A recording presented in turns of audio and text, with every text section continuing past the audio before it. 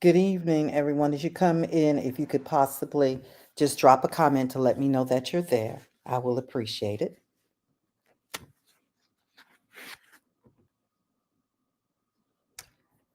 Good evening. Hello, Facebook user. If you don't mind, if you possibly can go into StreamYard. I forgot exactly how to do it. It's been a minute. Don, if you can put up the instructions. I think you've forgotten too, but go into StreamYard and give permission for your name uh, to be used. So I'll know exactly who I'm talking to. Good evening. If you haven't done it in a while, it's going to require that you do it. Yes, StreamYard.com/Facebook, and your name and your image will appear. And we're just going to let it build for a minute. Hello, Erica. It is always good to see you, honey.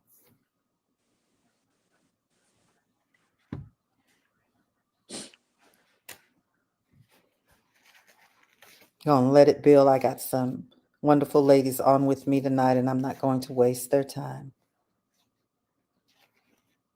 We're going to quickly get through this so everyone can go on about their beautiful Saturdays and all of their shenanigans, because I've been in the shenanigans with my sissy and with my sissy cousin. But this was important, and I truly believe that this is a call. I truly believe that. Hello. We're asking that you go into ScreenYard and ScreenYard.com/Facebook so that we will have permission to see who you are and your image will be displayed. Thank you. Good evening. And I'm going to ask you if it's anyone you feel as though would be interested or would uh, benefit from this particular live to please invite them to come in.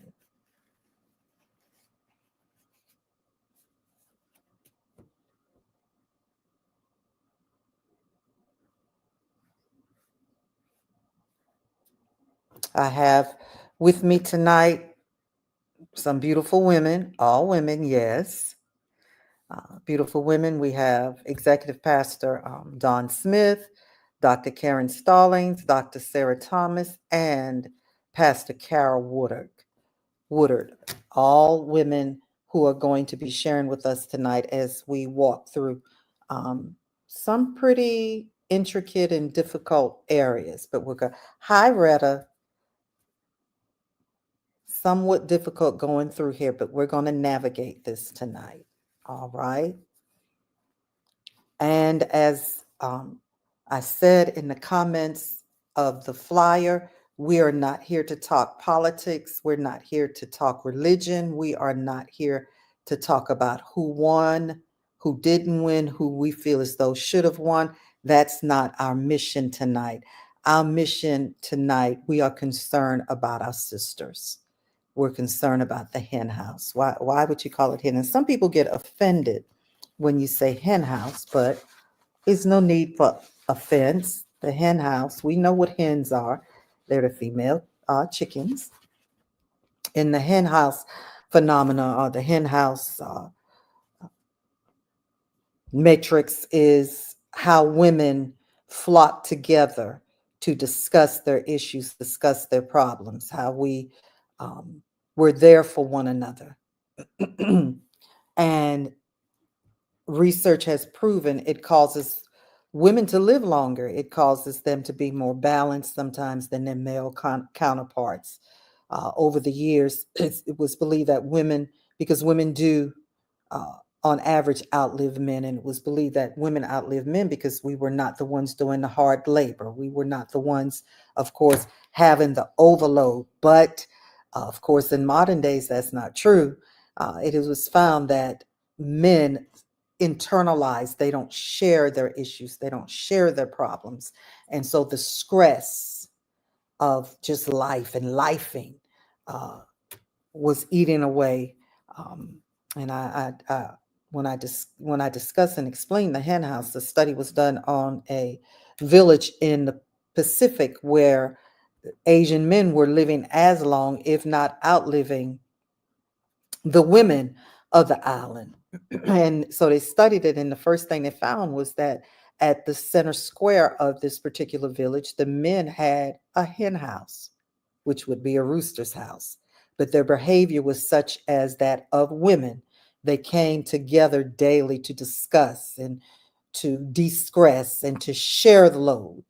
And so it caused their lives, of course, we know is healthy eating and all of that, it caused them to have a longer lifespan than their peers in other nations, other men who just don't do that. And so I do something called the hen house. Let's share, let's talk, not gossip. Not gossip. Everybody's coming up as a Facebook user, Don. So I'm going to ask you as you come in, please, if you would put in a comment, just let me know who you are, so I'll know who we are addressing tonight. And so, thank you, Lachette. We need a hen house, and males, you are invited in because yeah, you need to hear what we got to say in the hen house tonight. I invite you into that. Let's talk about it. Let's just talk about it. And I'm concerned as God is concerned about you. Hi, Stephanie. I'm not concerned about an election. I'm not concerned about who did and who did not win. That's not my concern. My concern is how my sisters are feeling. Okay? Because your feelings matter. Right or wrong, they are your feelings. Okay? Right or wrong, they're your feelings. We can work out the right or the wrongs later, but right now, a lot of you are not feeling well. Okay? And it does matter. And so, the first thing I want to do, I'm going to read you a piece that I sat with to write Thursday. When was the election? Wednesday? Thursday morning. I sat to write this piece, and I was praying. I was praying to God, okay, how do I help my sisters? Hi, Cicely. How do I give them some relief? I know I can be a listening ear. I do that very well. I know that I can be a good counselor. I do that well. But I feel as though my sisters need something different at this point. They need more at this point. And as I sat with it, I began to write a piece called The Auction Block. And I want to read it to you because, contrary to what you might be feeling and what some people might be thinking, it was not about the losing or the victory of an election. It was about how it made us, especially Black women, feel. All right. And so I want to read the piece, and I want you to have an open mind, okay? It's called The Auction Block, and I'm reading it from my phone. And it goes, why am I angry? Why am I disappointed? Why is my heart heavy? Why do I feel as though I have no hope in America yet again? Because my fathers, brothers, sons, and even my soulmates have left me disappointed, naked, and vulnerable once again. I feel as though I am on an auction block, as my ancestors were. Naked, exposed, treated like an animal in the most perverse of a way. I'm feeling, I'm sure, what my mothers must have felt hundreds of years ago, but it never ended. It still reverbs and plays out in different ways and scenarios, but still, it's an auction block. I've been left and abandoned by my own to be picked and poked at, ridiculed, branded, left unprotected. Different, but still, I'm on an auction block. It was not a conqueror or a thief's perversion that stole me away to put me here. This time, it was not my oppressor. I was not sold and compromised, exploited, and left wide open for all to laugh at my nakedness by my enemy. I was not left abandoned, restrained, tied, or put in what some believe to be my place by an oppressor, as I find myself once again standing on an auction block. It is not you who stands with me. I am alone. You were not by my side to defend me, not because you were stripped, chained, and shackled, defeated, and unable to defend me, my honor, or even help me, because your choice was to leave me here alone. This time, the enemy came from within. It was you, my father, my brother, and my son, my lover, that chose to not be in the same condition as me. It was you who bought me here and sold me. Tell me, what was my purchase price? They labeled it the economy, but truly, I was dishonored for a purchase price. Call your greed. This is not about the election. We are feeling the way we are feeling because we were dishonored. We were called all manners of names. We were laughed at. We were poked. Well, nobody did that to you. When you did it to the least of the brethren, you did it to us. When you did it to Kamala Harris, you did it to us. I grew up in a family. I'm a child of the civil rights movement. Okay. And I grew up in Charleston, South Carolina. Most of you know that. I grew up Gullah. I knew who I was. Absolutely.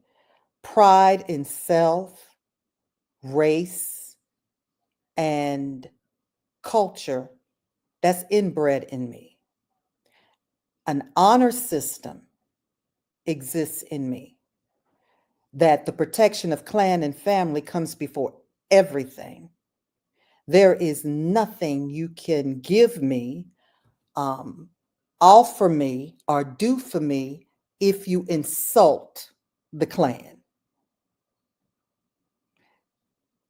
It is all deals off if you call my mother, my grandmother, my aunties, if you called them out of their names, if you in any way insulted us, there was no amount of money, no deal, no trade that you could have offered. It's called the protection of the clan and the tribe. I grew up in a village setting, you know. The old ladies down the street, across the street, they were valuable, and they were not allowed by anyone, especially us, to be ridiculed, cussed at, called out of their names. That meant if you did such a thing, none of the village would give you a pass. None of us. And that's how I've lived my life, my whole life, for protection of clan and tribe. Women are my clan and my tribe. When you insult one of them, no matter if they have no respect for themselves, if you disrespect them, there is no price to buy me. we feel as though once again we've been left script, sold. Our honor didn't matter. Our names didn't matter. Our respect didn't matter. For what? You say economy was more important than the respect of a Black woman?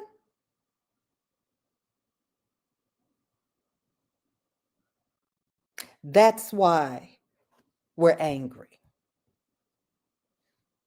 That's why you can't seem to get it together and you can't stop crying. And every time you go to sleep, I know what it's doing to you. Every time you go to sleep, you're feeling, you're thinking about it. It seems to be a constant thought. It never leaves us. And if you don't know how to process it, it will cause all kind of damages to you. So anyone who knows me, and this is what the Holy Spirit said to me, because I'm not here to, we're not discussing election. We're not discussing either candidate. We're not discussing uh, America's choice because America has spoken. That's not why I'm here. I'm here for my sisters to help us process, to help us think this thing through, to help us with some answers to why we are so teed off. It feels like once again, we're fighting for recognition. We're trying to square up and level off. And once again, we feel as though we're fighting to win. WIND. So that's why I'm here. So everybody who knows me knows I'm a number person. So I followed the numbers. So why y'all feel like that? Are you all tired of hearing that? Why you got such an attitude? You got just as many opportunities as everybody else. You know, why are you feeling like that? That's in your mind. You need to get over it. It's not as bad as you think it is. You're just an angry Black woman. Woman. Well, Black women are going to remain defiant. Black women are going to remain angry. Black women are going to remain defensive. They're going to remain aloof and untrusting because once again, they believe that their honor has not been protected. They believe that they've been left alone and sold on an auction block for a price. And so we're going to follow the numbers. Don, put up the first slide. I got slides. And there is a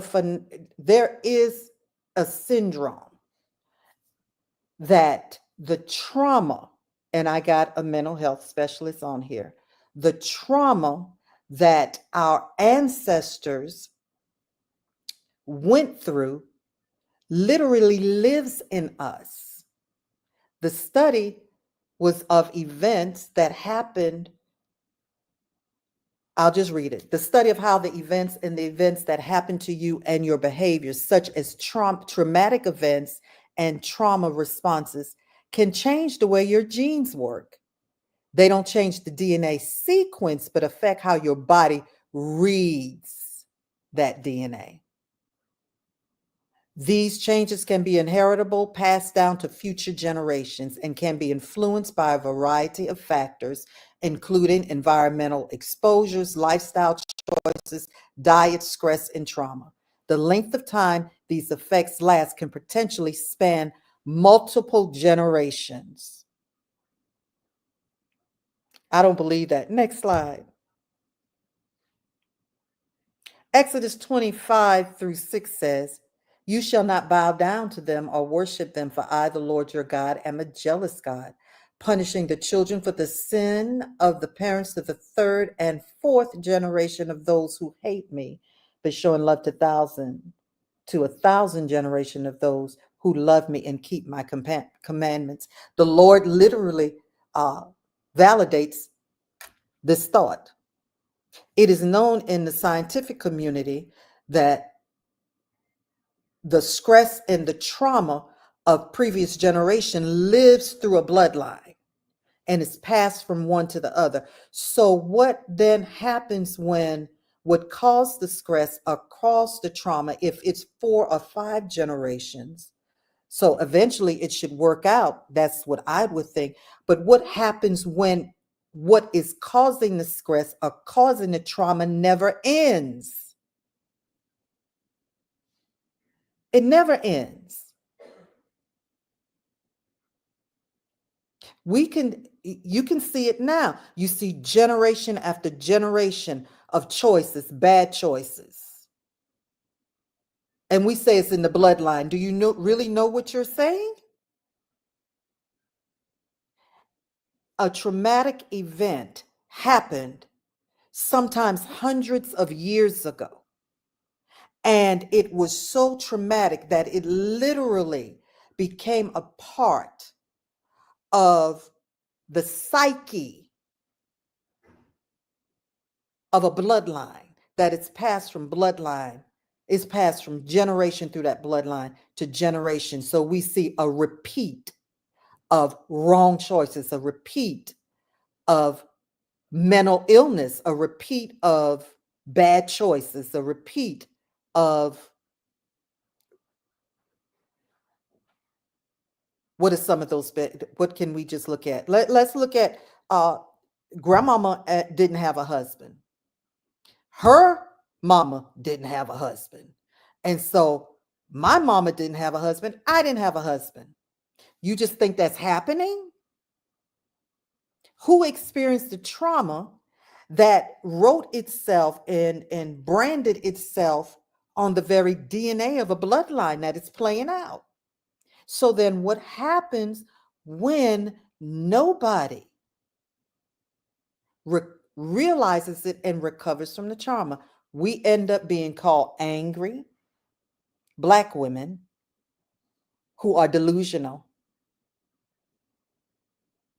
who are delusional. Now I'm going to invite 2 of the ladies, and when you come on, please, I want your credentials because some probably already gone because we angry. I want your credentials, and I want you to speak, what you are understanding from this. Dr. Karen, I want you to go first, and behind Dr. Karen, I want Dr. Sarah to go, please.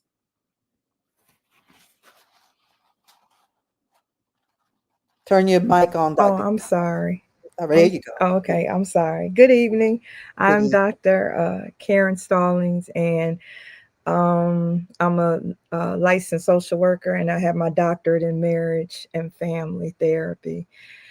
And I'm just blown away by all that you talked about, Apostle, especially what you wrote. And what immediately came to mind was I remember when I was in grad school, and one of the questions that I was asked literally every day was, "Why are you so angry?"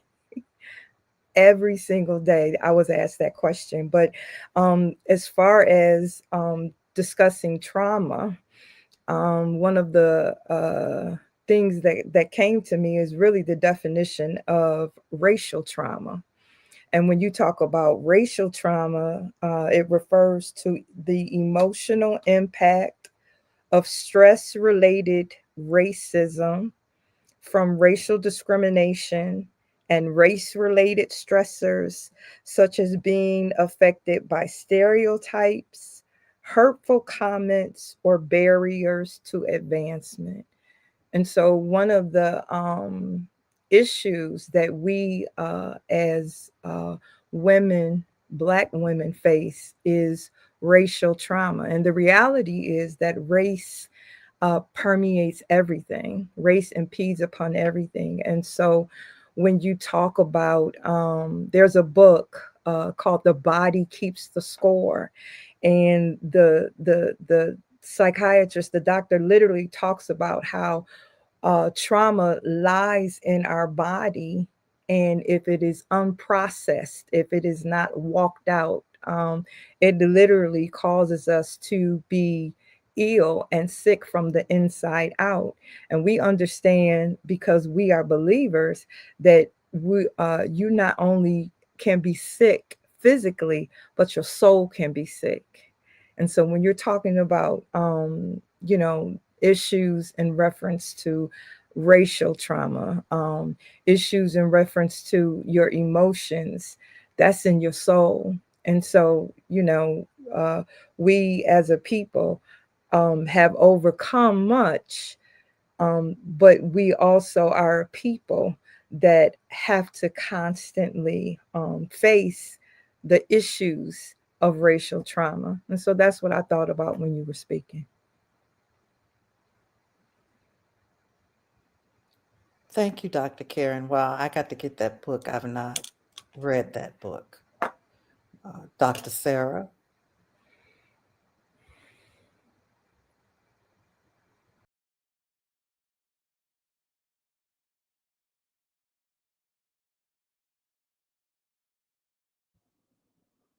Unmute your mic, Dr. Sarah.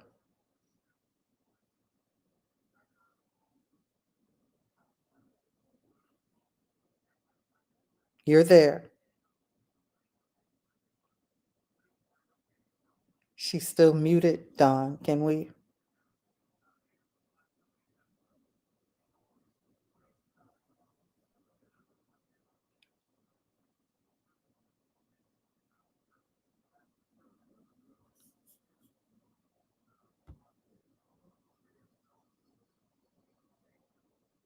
Okay. You have to unmute yourself. I tried to unmute you. You obviously are muted.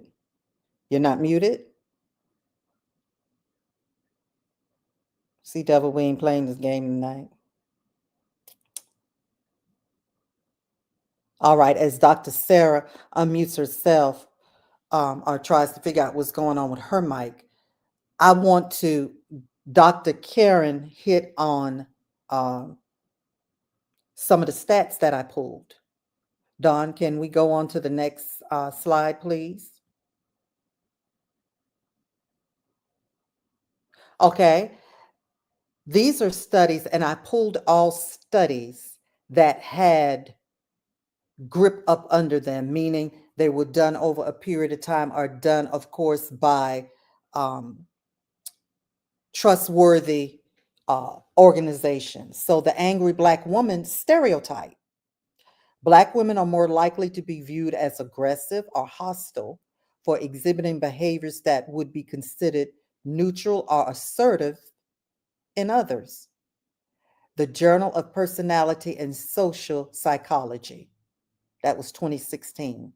40% of Black women in corporate America report having been unfairly stereotyped as angry or difficult in comparison to 10% of white women.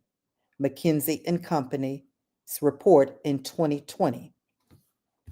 Now, this is the sticky thing, because why are you angry? This is what I'm saying. When it's no healing or it's not dealt with, it's just moving, you're increasing the generational stamp.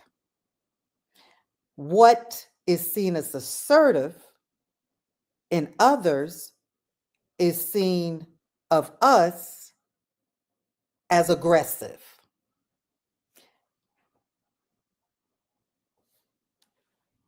I come out of corporate America. I retired 25 years ago, and I can remember how I had to literally sometimes every day on a production line building trucks, shoulder to shoulder with white men, I had to stand my ground. I had to prove that I was worthy to work next to them. I can remember a worker I worked with for 10 years, but this particular day, I teed him off, and he told me to my face what he thought of me as a Black woman. He wasn't Southern, and he wasn't uneducated. But everything that came out of his mouth probably caused the trauma of my ancestors to be branded on my mind once again.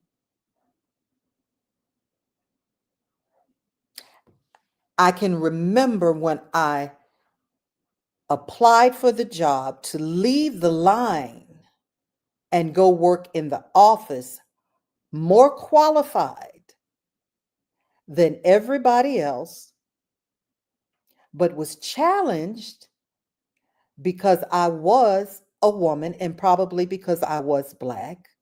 The only reason I really ended up in the final position I ended up in was because of the union. I was a UAW worker. And I can remember being in that office and feeling as though I had to daily be the best, do the best, and overshine everyone else to be worthy. Not understanding at that time what I'm understanding now. And I worked for Mack Trucks. And the UAW protected, but no organization can protect you from what is living in other people's bloodlines. As surely as we are still living out the trauma of our mothers and our fathers' enslavement of hundreds of years ago, some people, they ain't gonna like this one, are still living out the trauma, the entitlement, and the privilege that was branded in their ancestors who thought they had the right to enslave us. That's as nice, I guess, as I can put it. My sister is here with me who works a very powerful, elevated position, and I have had to talk her to and listen to her express her frustrations when she takes her issues and her troubles to those who are supposed to protect her, those who can make decisions to help her. My cousin is here with me who has a career that's amazing, who has to probably daily, because she is in a white, male dominated environment and job, who has rank over most of them. But still, we have to fight. We have to constantly remind people we are worthy. What do you think that's doing to your mind, baby girl? If I'm constantly having to fight to prove to them I'm worthy, it's branding me also. Do you really feel as though you're worthy? We got Dr. Sarah together. All right, bring Dr. Sarah on. All right. All right, Doc. Okay. What you got for us? In terms of anger, Yes. yes. I just want to say that it's okay not to be okay. Mhm. It's okay not to be okay as long as you don't stay that way. Mhm. Um, like I'm hearing you saying in terms of your upbringing, mine's very similar to that. And I work in an environment at a Christian university where it's evangelical, but Evangelical. evangelical, right? In terms of that, but just have to stay abreast, like you say, work twice as hard with that, knowing that anger it's a normal part of your emotions, and it comes with three layers of emotions. In terms of making sure that you you have that fear, that's a layer of anger. You have loss, a layer of emotion, and then you have sadness. So, with that being said, with all three of those, you want to put it all into perspective. Mhm. Anger, loss to me is like we're grieving. You lose a pet, you can lose a loved one, lose a home, all that. I think everyone, majority of the women now, I think they're grieving. And it's 5 stages of grief. First stage would be denial. Um, you're in shock. When you woke up that next day, you were in shock. The second stage would be in terms of anger, and that's where most people are right now. Third would be bargaining. God, if this would have happened or this could have happened. Mhm. And the fourth one, depression. You don't want to get yourself in that state of depression, and then you accept it. But who can help me get out of this? You yourself can, because we're always talking about mindset, Mhm. how you should shift your mindset. Yeah, it's normal to be angry. It's okay, but just don't stay there. Mhm. Um, and it comes from your upbringing. I think you stated that earlier on your slide in terms of the environmental, based on trauma, those type things. It comes from that as well. But when a person comes in for an evaluation, um, at a private practice that I work with, first thing we ask would be, are there any mental illness in your family? And 9 times out of 10, of course, they have that, and it's end up being a lot of times be learned behavior, and Mhm. we have to shift that mindset. Mhm. But just know that it's okay where you are, but just don't stay there. Mhm. Mhm. Thank you, Dr. Sarah. Mm-hmm. It's and that thank you for reminding me of that. It's okay to be angry, but like I told some of the daughters I was talking to, as they continue to, talk to me, their voices were elevated. They begin to become emotional. And I was like, wait a minute. You have a right to be angry. You have a right to have your feelings. I'm not going to take that from you, but you cannot make stupid decisions in this place you are in. You cannot lose your jobs. You don't need to say things that's going to destroy relationships that don't need to be destroyed at this time. You're going to have to deal with it, as you're saying. So let find this was my thing. My shoulders, hey, I can handle it. Find a place, a safe place that you can dump and unload. But you cannot, and even if you have to remove yourself for a moment from the environment that has put you here, then you might need to take some days off. You might need to go talk to your therapist,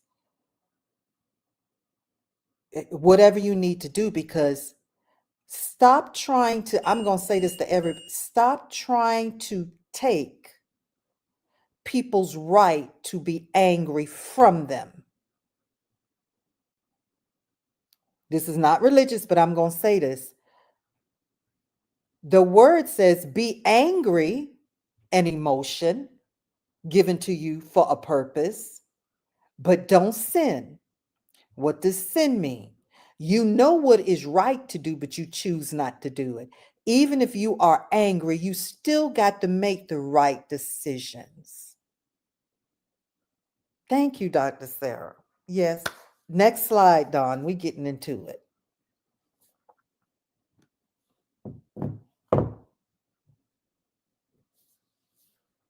Black women are always aggressively independent. Black women are often more likely to provide financial and emotional support to family members. That's Pew Research Center, a study from 2017. Listen at this. Here go the numbers. 60% of African American women reporting that they help their relatives with bills and other needs. Black women are more likely than other groups to engage in religious or community-based social activities. U.S. News and World Report Study 2020. Now, looking at the stats, 60% of us are helping our relatives, be it our parents, our children, our siblings, our cousins, because as a people in our blood, we have clan mentality. So 60% of Africa, they're carrying the load. Why can't you understand, as my mate, as my brother, as my father, I'm carrying a load? And we go back to, if I'm carrying the load, can you at least cover me? Can you at least make someone else respect me? That's where that anger is coming from. We 60%. We sliding them money. We're paying their light bills.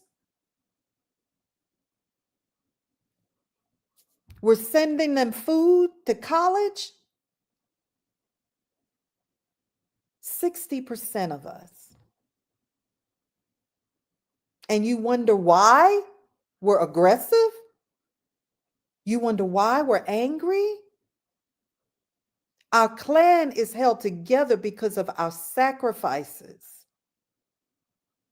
And all we ask in return is that we are respected, that we're honored. Well, didn't nobody do nothing to y'all? When you do it to one of us, you do it to us all. Because when you allow someone to rail and rant and talk about another Black woman, I, as a Black woman, is like, well, if they did that to me, who gonna stand up for me? Would you allow that to happen to me? Would you allow someone's foul mouth to say foul things about me? And again, what is my purchase price? What is my purchase price? If on such a platform, we make excuses for such a prestigious person, well, that's just how they are. No excuse. And we see her as worthy of the foulness. Don't you know that's just not about her? I'm not talking about her. Do you really feel like that about me? This is what the sisters are feeling.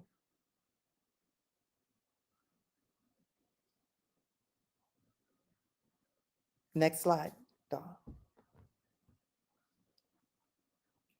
Now, this one is gone. I say this all the time, and people look at me like I'm crazy. So I thought I would go get the stats. Black women are now amongst the most educated demographic groups in the U.S. This is the National Center for Education Statistics, NCES. In 2021, 69.1% of Black women aged 25 and older held at least a high school diploma. Look at this. 42.8% of them had a bachelor's degree or higher. Black women have higher rates of college enrollment and graduation than Black men. Black women have outpaced Black men in terms of college completion for over 40 years. Why didn't we know that? With a graduate rate of 42% for Black women versus 34% for Black men. This is a 2021 poll. Is it another one to follow this, Dawn? Let's get to that. No? No. Well, it is known, if you do your research, Black women, hear me carefully, are the most educated group of people in the United States, and it is arguable in the world. Tell me why. It's not that they just want to be educated. It's not that they just want to have a degree. It's because it's demanded of us. We are the most educated group of people in the United States. We outpace every other race and the other sex. Go to the next slide, Dawn, and then Pastor Carol, you be next. Go to the next slide. Yet, in the workforce, we remain significantly underrepresented in senior leadership roles, including executive positions and corporate boards. Black women make up only 1.4% of C-suite executives in the largest U.S. companies. That's McKinsey and Company's 2020 review. Black women hold just 3.2% of executive or senior vice president roles in large companies. Catalyst 2020. Black women hold only 3.2% of the seats on Fortune 500 boards. Diversity Incorporated 2022. Black women earn approximately 63 cents for every dollar earned by white men. Compared to white women, we earn 79 cents for every dollar earned by white men. I think that's supposed to be women. Black women are twice as likely as white women to be subject to microaggressions in the workplace. That is a 2021 study. Let's just go do the other one before I stop there. Here are your stats. Black women are severely underrepresented in senior leadership. Do you see the poll? The red is Black women. The white is white men. White men make up 35% of the U.S. population. Black women make up 7.4% of the U.S. population. For every 100 men promoted to manager, only 58 Black women are promoted, despite the fact that Black women ask for promotions at the same rate as men. For every 100 men hired into management role, only 64 Black women are hired.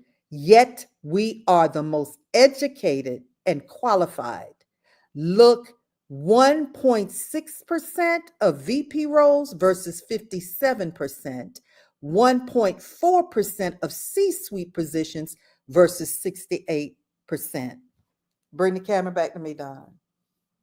Follow the numbers. The numbers do not lie. How can the most educated group of people hold the lowest of promotional roles, and you ask us why we're angry? How can the most educated groups of people make pennies on the dollar of those who are less educated than we are? And you ask us why we're angry? You ask us why we are aggressive? You ask us why we don't trust you? You ask us why we're assertive?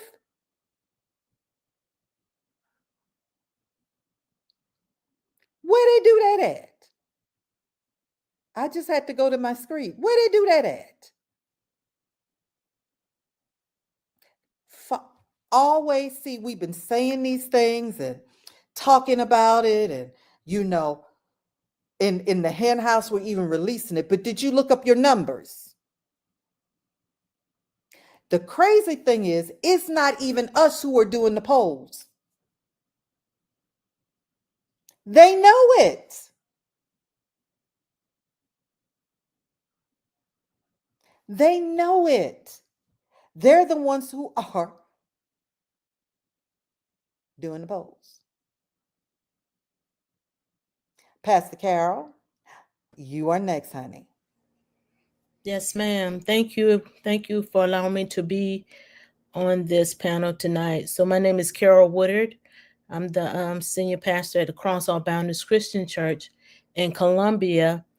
But I worked in a professional career, as an HR manager for many, many years, and also worked in victim services as a division manager. So I worked in corporate America, and I've experienced all of these things that we've talked about tonight as it relates to not only seeing it as, as I worked in HR and seeing the different things that took place in an organization, but me myself being denied the access to certain things and certain promotions just because, So, I began to think about this, and um, I want to say that I think this is for Black women, especially. I think this is a pivot moment. That's the word that I've been talking about over the last couple of weeks. It's a pivot moment. It is a moment that we have to decide or think about or reevaluate, really, what are we trying to do, and why are we trying to do it, and why are we trying to um, move forward in America that is really not designed for us, if that makes sense. So I said it this way. I was thinking it through. I thought about it this way, is that we have been trying to fulfill and dream the American dream of being successful. But as I thought about it, I was like, but it's not my dream. It's the American dream. And it was created by somebody else. It's somebody else's dream, but I'm trying to fulfill it. I'm trying to move ahead in America. And it's not working. And I'm getting angrier and angrier and angrier, because the more that I try, the more that I do, the more that I try to push forward and do the things that they say are necessary for me to succeed. The closer I get to the bar is, is lifted or elevated again. There's another degree that I have to get, and there's more, more work experience I have to get. I don't look right. I can't wear my hair this way. I can't dress this way. And so if I continue in that manner, then guess what? I'm going to continue to be getting angry, because I never get to that place that I say it's a fantasy, a place that they keep saying it's out there, and we keep trying to reach for it. It's never going to happen.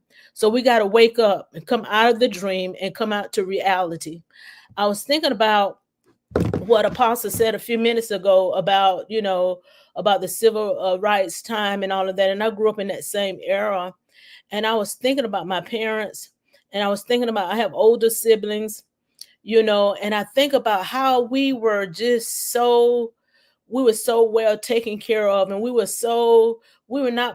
not prosperous prophets, but we were we were full, and we had each other, and we had the community, and we had our churches, and we had uh, people that would push us, and people who wouldn't allow us just to be lazy and sit around, that pushed us to do greater and to, accomplish things in life. But that was the community. That was not only just the hen house, but that was the community that we lived in, and they wanted better for us. They wanted us just not for society's sake or for that, but for ourselves. I was talking to someone the other night about, so we kind of lost sight of why we do what we do. For instance, we went to school, went to college. I went to college to learn. I didn't go to college just to, put a degree on my wall and think I'm better than other people. I went to school to get a degree so I can be educated and learn more and really be able to reach back and help my own community and help those all around me. So I think that this really is a point, a pivotal moment of time that we pinpoint and reevaluate, what am I doing and why am I doing it, and what can I do to help myself not to continue to go around this cycle, like the little gerbil going around and around and around and never being able to get to that point. I have to stop and look at my situation and look at my life and reach back for those people in my circle, those in the hen house, and all of them are not black females. There are others that are in our hen house that wants the best for us, and that's going to support us and help each other so that we can all be successful, whatever that is. We have to determine our own success, what is important to us, what's valuable to me, not what's invaluable to other people.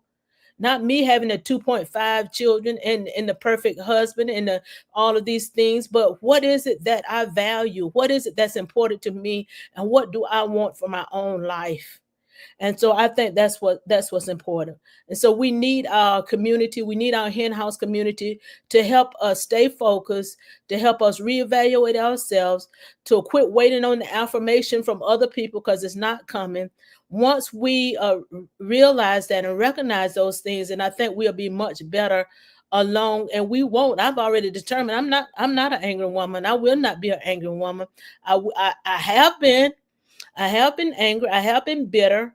I have been resentful, but I praise God that I'm starting to learn what's important, what's valuable to me, and I'm letting those things, let it roll right on off of me.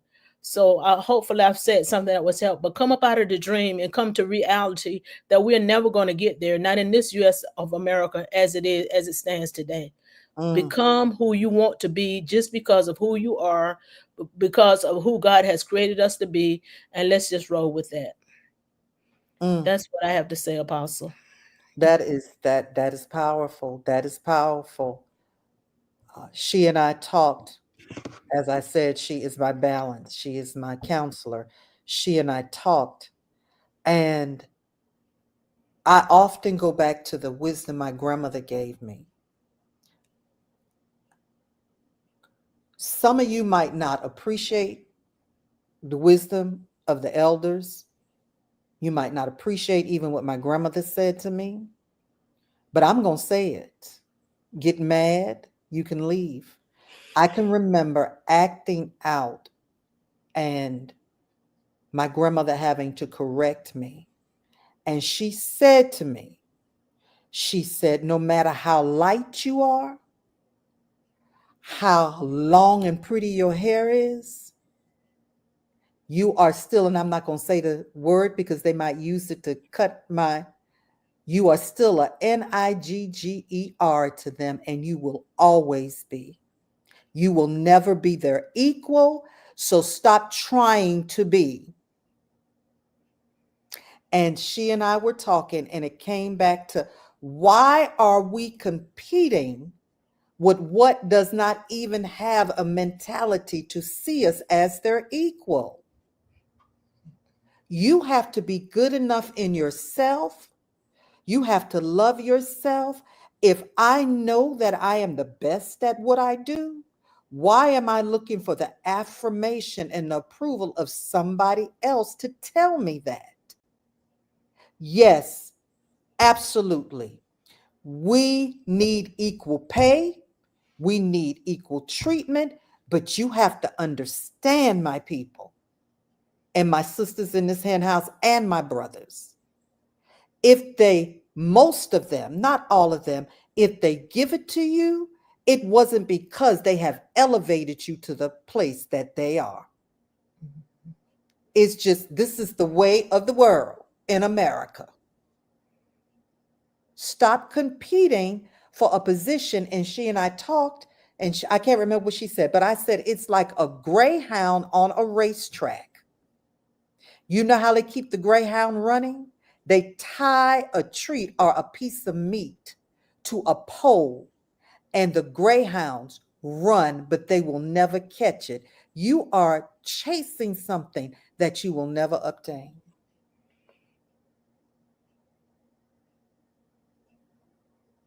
We will have to walk into rooms where they will never offer us a seat to sit. You just stand there anyway, because they can't put you out the room.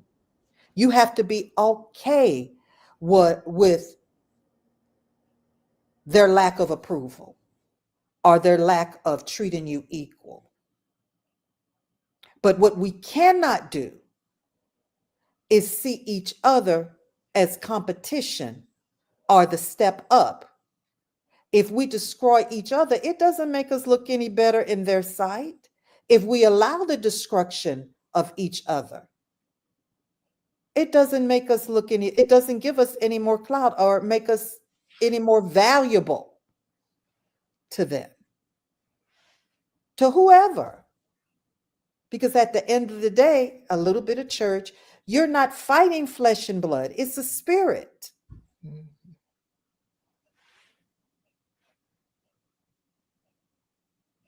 You have to fit in a community that values you, a community that sees your worth, a community that's going to protect you, a community. My cousin said something today that completely blew my mind. Her and my sister were talking as we were having our girls' day. And she said, a family member said something ugly about her and made the whole statement. And she told them, I'm not really angry at them. I'm angry at you. I'm paraphrasing what she said, because if you loved me and you were so concerned, you shouldn't even have the whole statement that was made, because when it went south, you should have stopped it.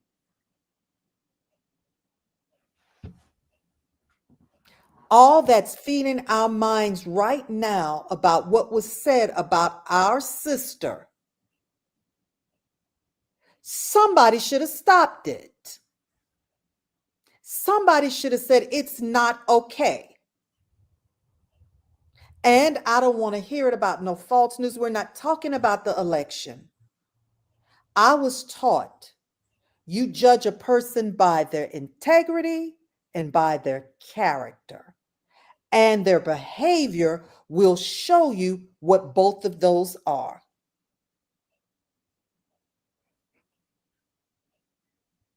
I'm not talking about AI didn't make this man's mouth move. I'm not talking about the rhetoric in the fake news. I see it all.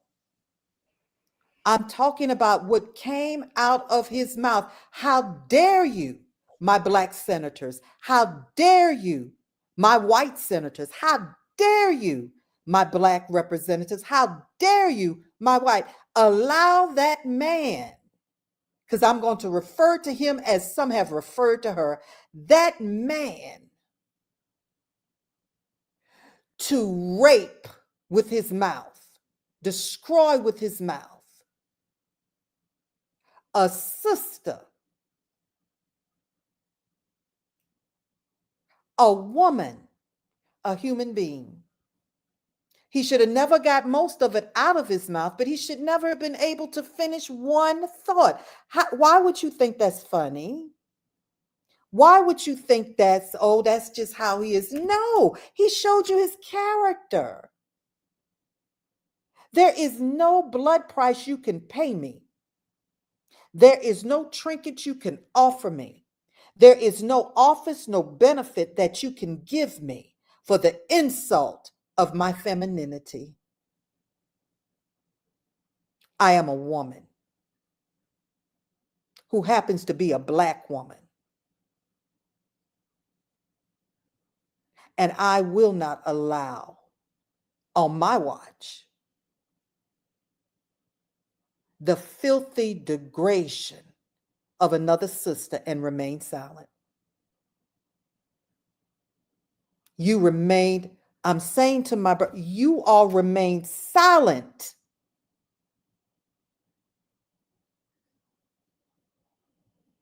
And then you ask us why we angry. You ask us why we're aggressive. Because as sure as he did it to her on such a high platform, they'll do it to me on a lower one. And will you stand up for me? Will you? Will you? Next slide, Don. Next slide.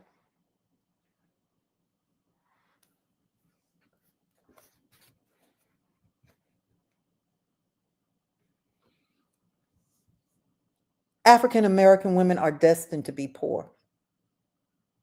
24.3% of Black women live below the poverty level compared to 13.1% of white women.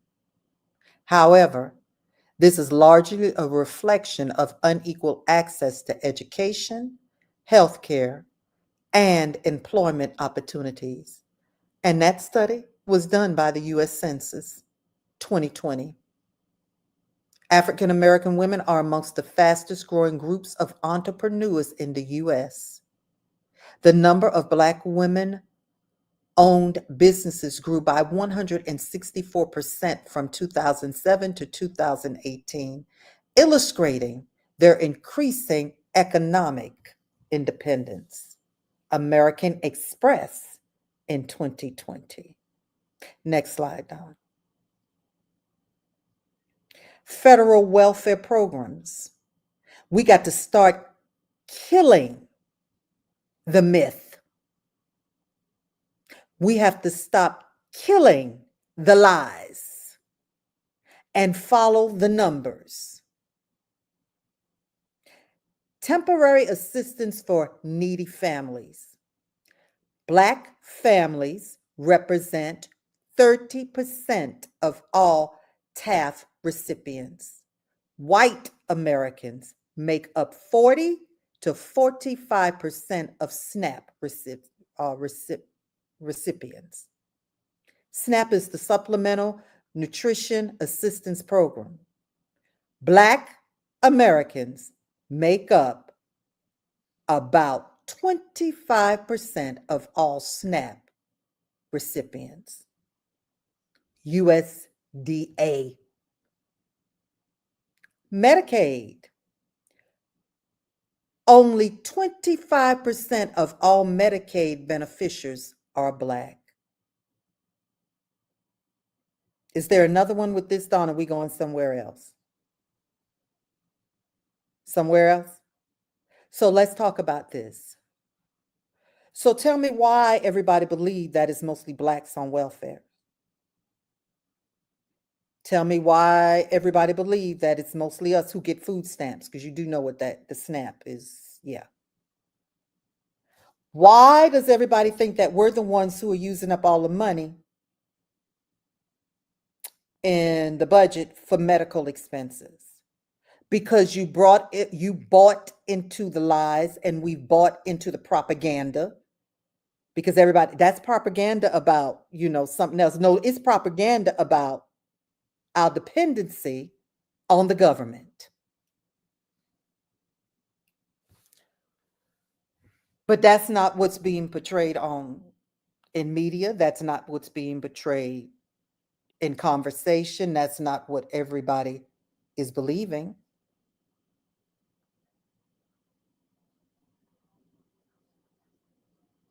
Why do you believe it?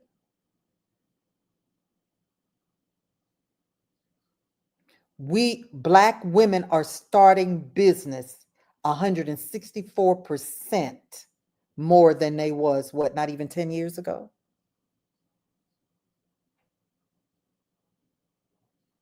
All we doing is listen at the narrative that we were ourselves are tearing ourselves apart with.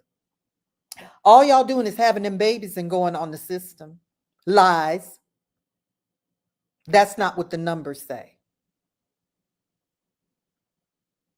Follow the numbers. Look for the numbers.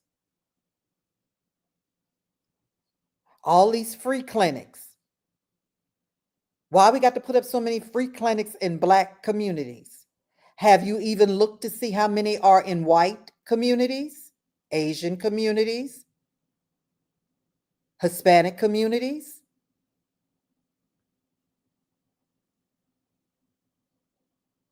We don't make up the most of those who are getting benefits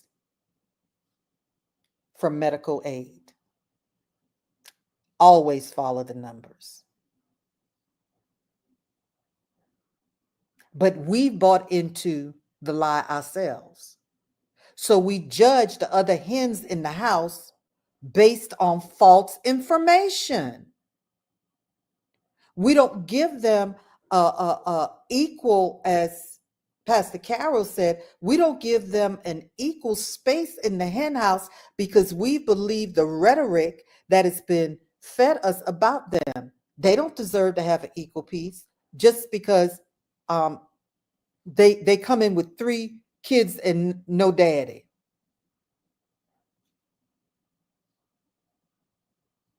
So you don't think that white America, Hispanic America, Asian America see the same thing? Well, if it's 100% of the pie and we only taking up 24 or 21% of the pie, who else got the rest of the pie?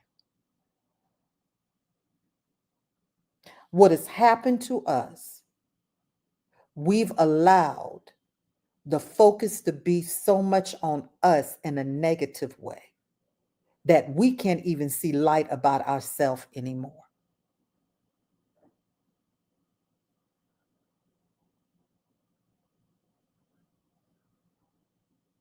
Next slide.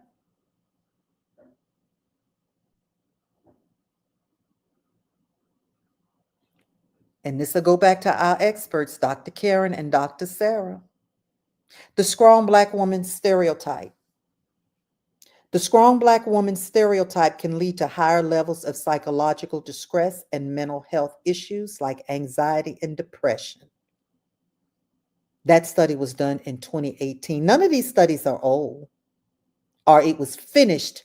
When you see a number, a year there, usually that means it's been at least 6 years of previous studies done. 50% of white medical trainees believe myths as Black people have thicker skin or less sensitive nerve endings than white people. Black patients, 22% are 22% less likely to receive any pain medication than white patients. Oh, I just can't believe that. Put the camera back on me. It's true. I have a doctor who is a spiritual daughter to me, who just 2 years ago got finished her final exams and is now a doctor. And it was in her textbook that the African Americans could endure more pain, did not need the attention or the level of medication to be out of pain than their white counterparts. This is still or was still 2 years ago, still in medical books for medical students.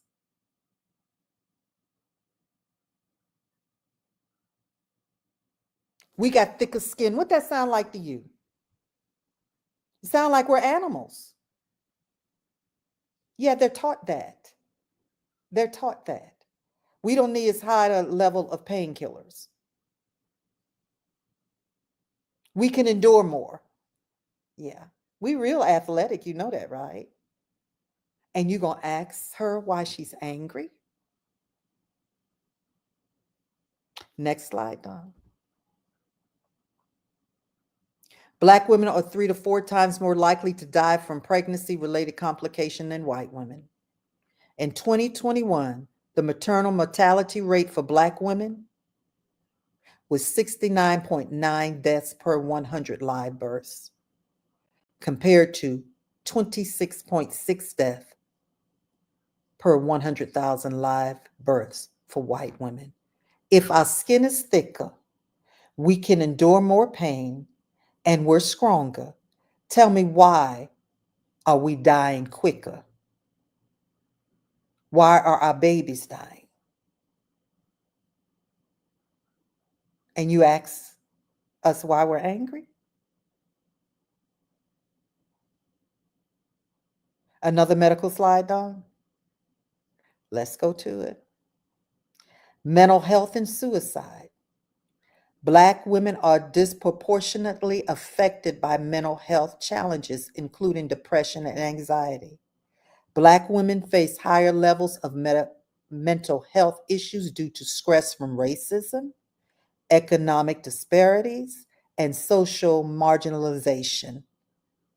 Suicide rates generally lower among Black women compared to white women. The suicide rate for Black women aged 10 to 24 has increased by 70% in the past decade and the last 10 years. It's on the rise. But everybody believe we so strong. Everybody believe we shouldn't break in the natural. So why are you breaking mentally? Why do you need mental health care? Why it's even frowned upon in our own communities? Why do you need a therapist? Why you don't need to talk to nobody, you just need to pray. There's nothing wrong with you. Suck it up. You can take it.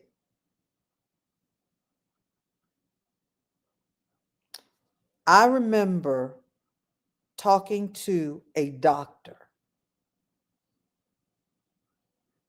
and before they really killed me 3 times, I didn't know the medical thing about, they thought, until the doctor I covered told me, they didn't see about me. They killed me 3 times. I didn't know I was looked at because my chart says that I'm African American. I can take the pain. I didn't know they had stereotyped me because my mama had diabetes, my daddy had diabetes, my grandmama. So I didn't know none of that. I can remember talking the last time I came out of the hospital. I was dehydrating to the point that it threw me into ketosis, that I would be hospitalized. And asking this doctor who's standing at the foot of my bed, why this doctor threw up his hands, we don't know, and sent me home to die again. If I were not an advocate for myself, he wouldn't touch me. He was one of the best at what he did in this hospital, but did not touch me, did not send me home with meds. I could not walk. I couldn't even think. And you want to know why we angry? If it was not for God and the prayers of the righteous that availeth much, I would not have recovered. But the numbers, the stats tell us this man was trained that because I was of African descent, I had thicker skin, I didn't hurt like other races, and I would, of course, I could do it. That's what he was taught. That wasn't what he thought. That's what he was taught to think. And sent me home. Next slide, Don. Now, we getting over here where Don's specialty is, domestic violence. People of color experience domestic violence at a higher rate than their white counterparts. Blacks, 9.2, Hispanics, 8.6, American Indians, Alaskan Natives, 8.2, non-Hispanic whites, 5.7.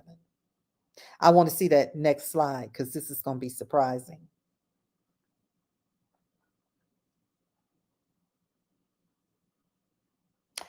You didn't get the one with Oklahoma and all of that? Okay. Can you look at did I send it to you? It was surprising to me because this changes. One of the areas I worked in and volunteered for was domestic violence when I was in South Carolina. So I always kept up with the stats. And maybe 5 years ago, the highest rate of domestic violence was Alaska. When I looked at it this time, the highest rate of domestic violence now is in New Mexico, and running second, I believe, but Oklahoma. I looked at where the rates of domestic violence is the highest, and they're in the South.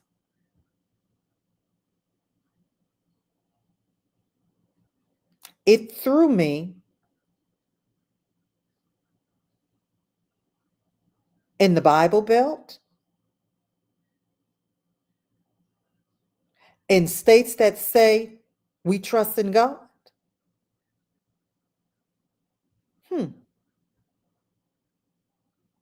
And it's higher than that always because especially Caucasian women don't report a lot of times, a majority of times, that they are being abused. That's all my slides, Dawn? Okay. That was the last slide. Now, I'm going to bring Dawn on to talk about domestic violence as well as child abuse. Can you, Dawn, come on. Hi, everybody. Okay, so my name is Dawn. I am the executive pastor at Across All Boundaries in Knoxville, but I also hold a master's degree in leadership coaching psychology, and I currently work in the government, particularly in child welfare, doing training, coaching, and professional development. And when it comes to this, one of the things that makes us so angry and so susceptible to this is that there's a phenomenon called mind mapping in psychology, where when we begin to believe certain things, we've created a map and a roadmap in our mind about how things are. So when we talk about why we're angry and things like that, we've just become comfortable and begin to believe things. So that's where child abuse comes from. That's where domestic violence comes from. The stats say that it actually takes a woman leaving 7 times before they actually will leave the person that they're it, because we become so accustomed to abuse or things that are going on. This is the same thing with child abuse. So when I relate this to why are we so angry? We're angry because we let ourselves to believe that things were different than they really were. We let ourselves to believe that things were going to be okay. And so when we're talking about the anger, it's really triggering those things because we saw it differently. We didn't think it would always be like this. We thought that we were further along than we would be. And so we put ourselves in a position where we expected something different, but come to find out that it's the same thing that it always has been. And it's hit that place where it triggers. And so we end up in the cycle of abuse all over again, whether it be child abuse, whether it be domestic violence. Sometimes we as women are feeling that exact same thing because we just didn't leave. We stayed because it looked different. We stayed because maybe this particular time we're in a honeymoon phase and it felt good. Maybe the last 4 years to you felt good. And so it put you in the honeymoon phase. And so when the cycle started all over again, that cycle of abuse, then you find yourself once again having those feelings all over again because your mind lets you believe that it was okay. Your mind led you believe that the people I'm around, yes, they're Christian. Yes, they love the Lord. There's no way that they could be and have the feelings that they have because that's where we got.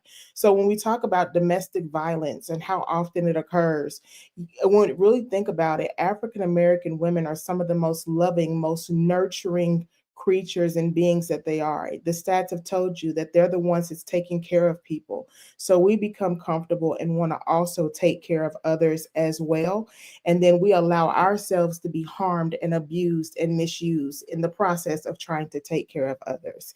And so when we talk about anger, some of that comes up because we're wondering, when is somebody going to think about me? When is somebody going to look at me? When is somebody going to see what I'm going through? Because we're caught up in that cycle of abuse that's there. Wow. 7 times. I couldn't remember that number.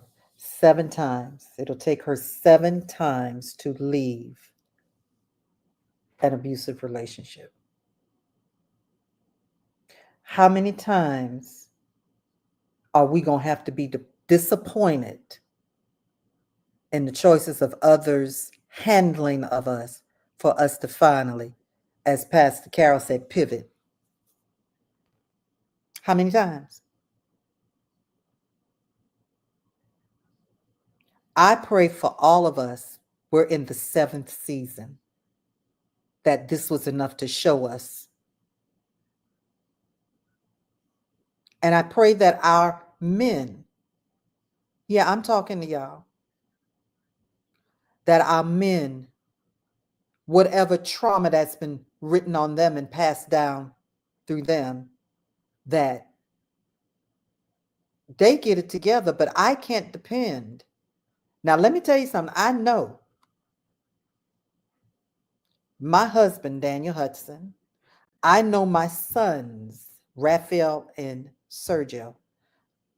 I know beyond a shadow of a doubt that if you ever disrespect me with your mouth, you don't have to put a hand on me. If you live through it, they will have no more use for you. There is nothing you can give them, nothing you can offer, nothing you can perform.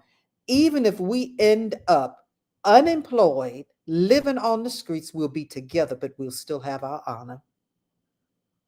I pray that my brothers, my fathers, and my sons recognize that we need you to protect us.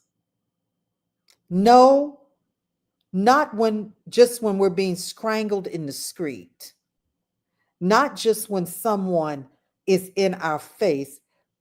This soft, misogynistic, creepy, I don't even know what to call it, subliminal messages that is being sent at your women, that we're to be played with, we're to be insulted, we're to be dishonored. It's not okay.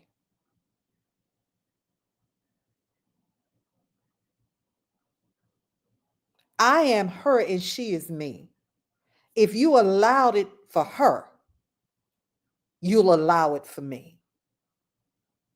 Yet we stand by your side. We carry you. We're paying 60% of the bills. We're making sure that your children don't eat just pork and beans when they're at college.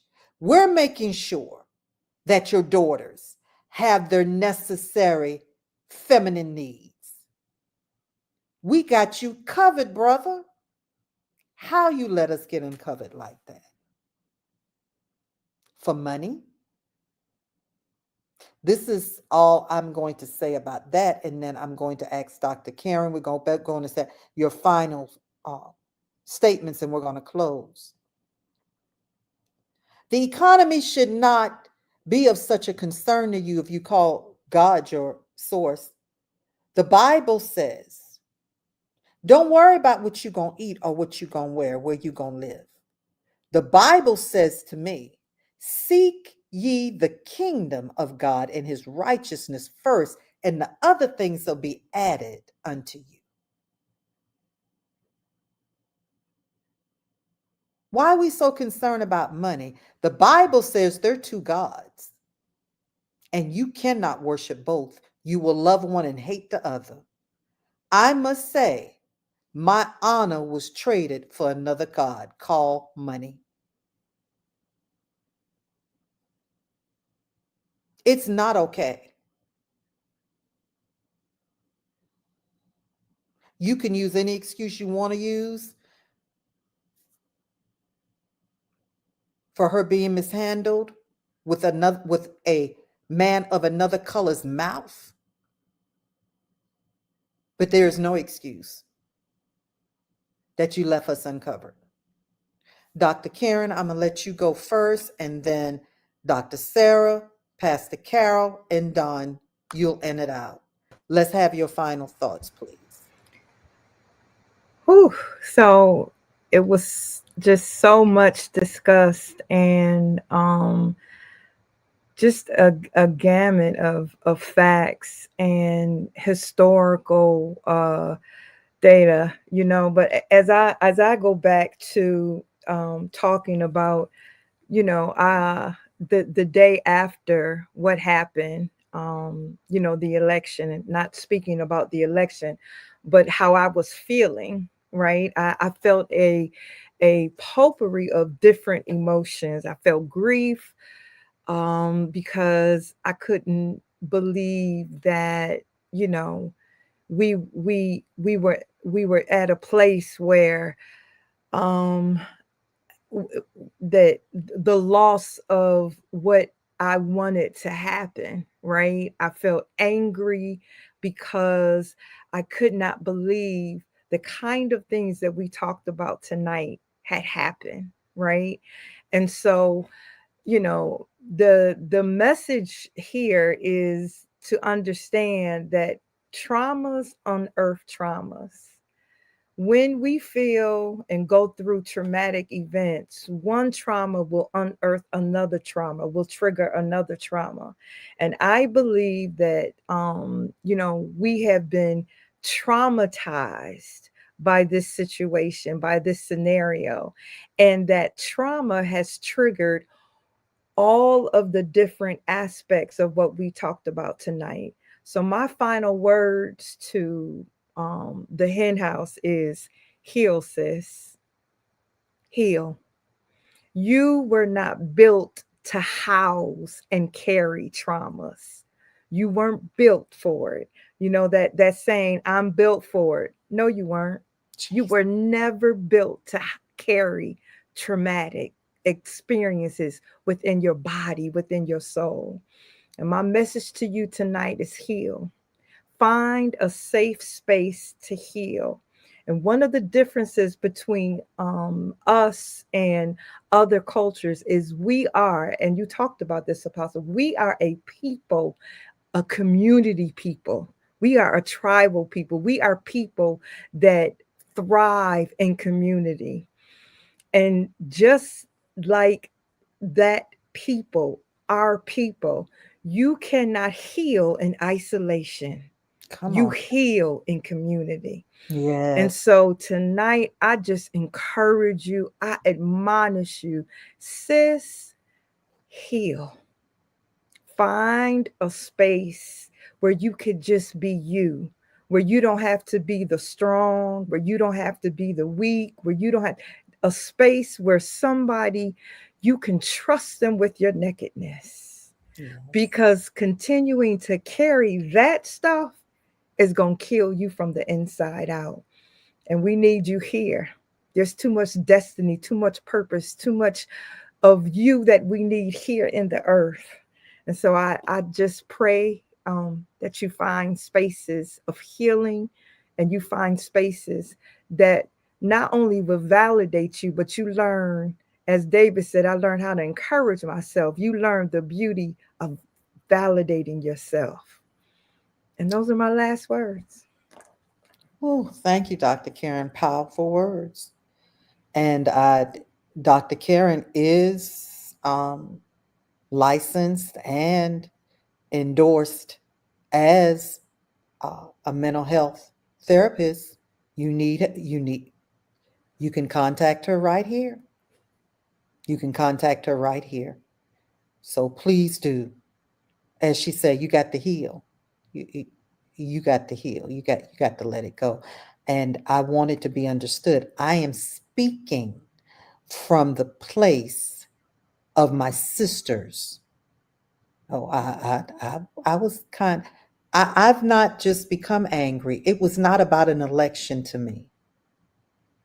That it was about how she was mishandled, not just in what did it for us was, or what did it for most of the women was, she lost. I was done with it months ago, if not even a year ago. Yes, ma'am. When the rhetoric in the mouth of a foul person touched her. So I'm taking on tonight my sisters. I'm taking on your anger, your hurt, your pain, talking it out for you, but also prayerfully giving you hope. And you're not crazy. You're not delusional. You're not missing it. You're not wrong. The numbers and the stats have shown you that. But still, you got to heal. You got to accept some things. I'm not disappointed. I don't give people a ability to if you expect nothing from them, they don't have the power to disappoint you. That's how I live my life. But you will appreciate everything they do for you. Dr. Sarah, you are next. Thank you so much for this opportunity. It's been really very enriching. I just want to say that it's not all about the mindset, but at the same time, it is, because to be honest with yourself, I want you to say, I feel angry because. Be honest with yourself that you are angry. I feel betrayed because. This will give you the opportunity to feel your emotions. I think you said earlier in terms about stigma. We as a race, we don't want to accept that we have mental health issues. Do away with the stigma and get the help that you need. It's okay. Just like you go to the doctor for your physical, go to the doctor for your mental health. You were talking about, Apostle, in terms of the false information about SNAP and TAF. I worked in the system for over that DSS system for over 16 years, and actually saw what you're saying. That is not the blacks, it's more the whites, but they want to put it on the media to make us think that we are lower or beneath. But the numbers, like you say, do not lie. It's real. So I want to suggest to you all what I found. Yes, this election, just want to say this part, it kind of got to me at one point, and I just decided to back away from it. So what you need to do is unplug, back away from all of the hoopla, and forget, and continue to go towards God. Not allow yourself to spiral down in all of your emotions. Do not focus on the what ifs, but live in the presence of today and know that God has your back. We as a race, this is not new to us in terms of handling stress, struggles. We were built for this. It's in our DNA. But the difference is now what I see, I was talking to, I think, Pastor Carol about this this week. What I see is we getting away from the church. It happened prior to COVID, but more so during COVID. And God's going to get your attention one way or the other. If you do not have that relationship with God, you're not with assembling yourself with the household of faith, you need to revisit and say, God, help me. And shift your mindset and be stronger. It will make you stronger. And I just want to say again, Apostle, thank you for this opportunity. You all be encouraged. Know that this too shall pass. And believe God. God has the final say, not man.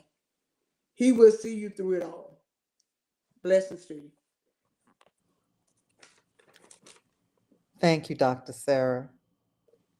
You said what you said right there at the end. We've thrown the church away.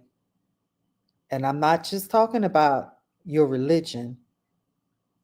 Dr. Karen said it. You need a community. You need a people. Because especially if you are African American, it's in your DNA to be tribal. There is not a tribe with one member. The church amongst African Americans has always been the community. We allowed it to become something else. Come back to your community. Thank you, Dr. Sarah. Pastor Carol. So yes, I'm just gonna close out by saying that I want us to, like I said earlier, to wake up from our dream and come to reality, to go ahead and be healed from this moment. First, determine why you're so angry. What is the real deal why you're angry? And then deal with that and be healed from that. Make a determination that you're not going to stay in this angry place. I refuse to allow the enemy or any other people or any other person to decide for me how I should be feeling. So if I'm feeling bad, I'm feeling bad. If I'm feeling good, I'm feeling good. But I'm not going to stay in a place of anger. I'm going to receive the necessary help that I need so that I can move forward.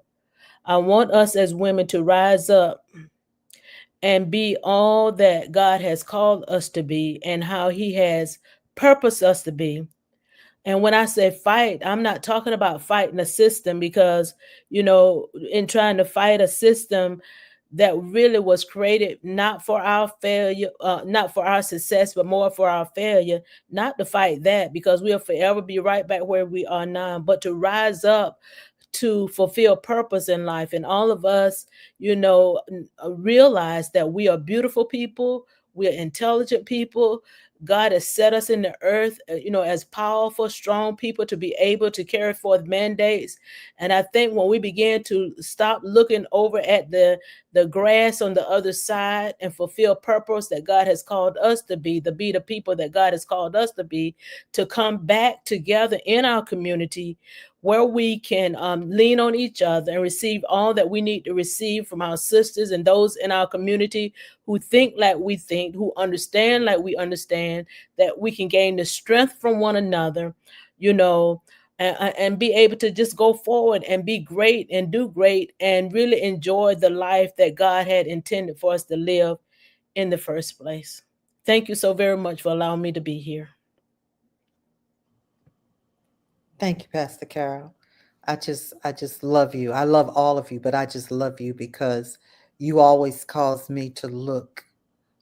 We on the same mountaintop, but you cause me, all right, you need to turn and look at it from this direction, and that's what you've done again tonight. You got to be okay. It This America was not created for us. It was not. So why are we trying to get out? Why are you trying to get orange juice out of a dry apple?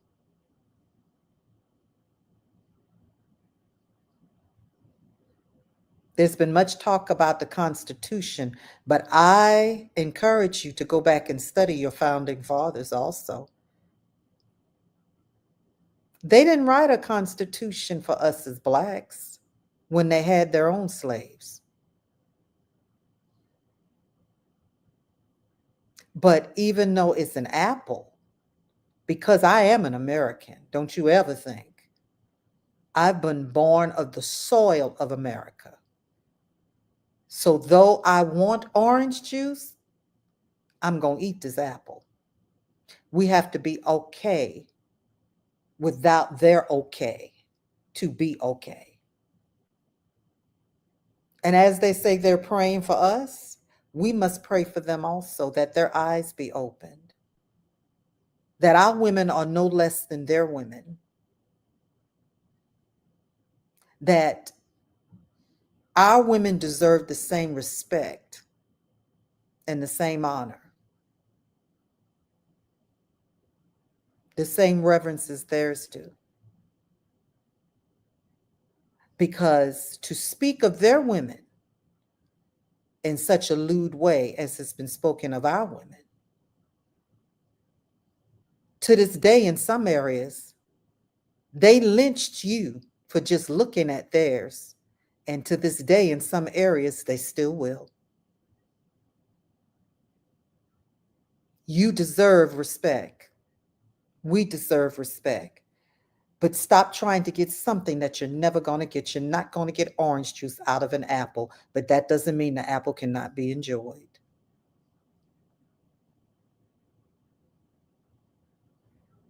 Thank you, Pastor Carol. You got to look at it differently. All right. Pastor Don, you are next.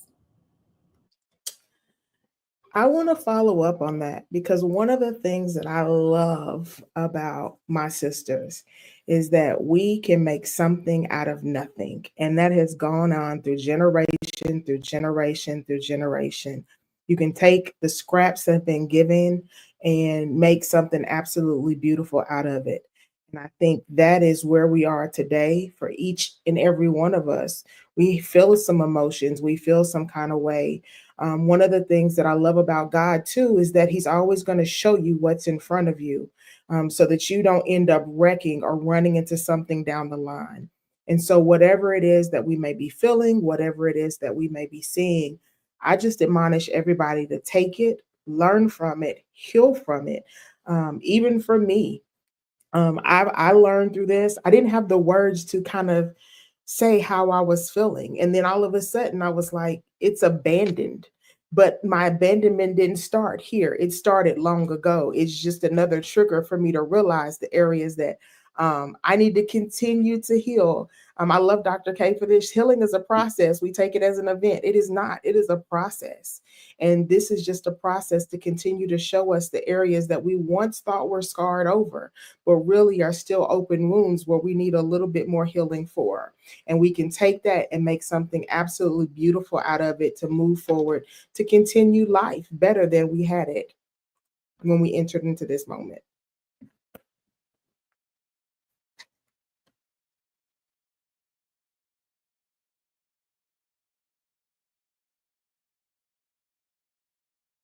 Apostle, you're muted. So many different approaches and, ways of ministering to the sisters, but all of us, I pray, gave ministry. I know the women did. I pray that I gave you ministry. So much diverse ways of delivering, but all coming from your sisters. All of it's coming from your sisters. And we got a hen house. We'll be the hen house. I didn't pick these women randomly for just to have them on a panel. I know them to be mother hens, even the ones who have no chicks. I know them to be matured women. I know them to be trustworthy, to have something. And what you see, we're so diverse, but we're all Black women who felt insulted and unprotected.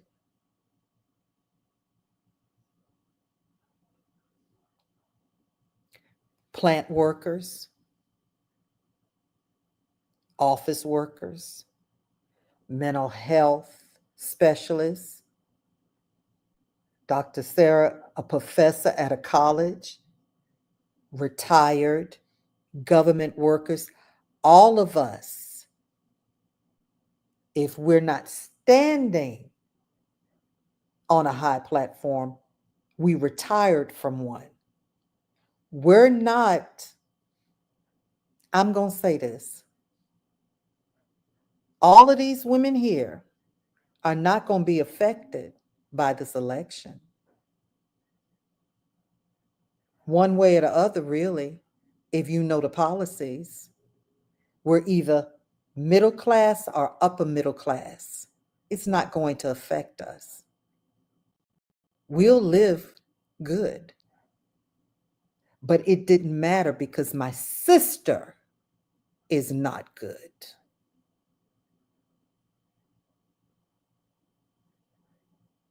My sister is not good. Don't ever forget, we are sisters. You need a hen house. Find you one. You need a mental health. If you're really still struggling with this thing and you ain't just make me sick, but you are still angry, you need to talk to a professional. Find you one. Because I think Don said it. It's just activating. It just activated what's already written on your DNA.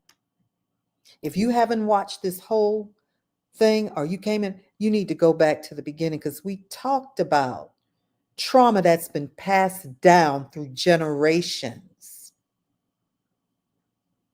What did it activate in you? And that's really what you got to deal with.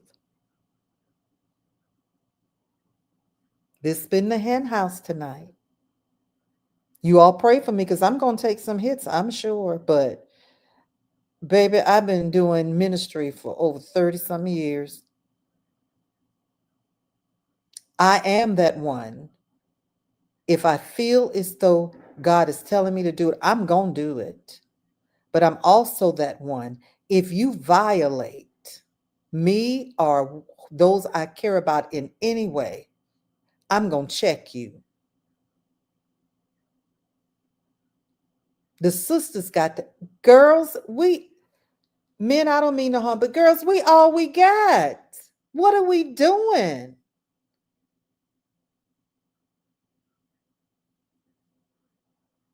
We all we got. And we got to do better. I am my sister's keeper. She is me and I am her. And it doesn't matter whether I agree with her. It doesn't matter whether her policies are contrary to me or to my religion, she is my sister. Because don't you by any means take this as I endorsed Kamala or I endorsed Trump. That ain't your business. I'm a Christian. There are certain things I will never endorse.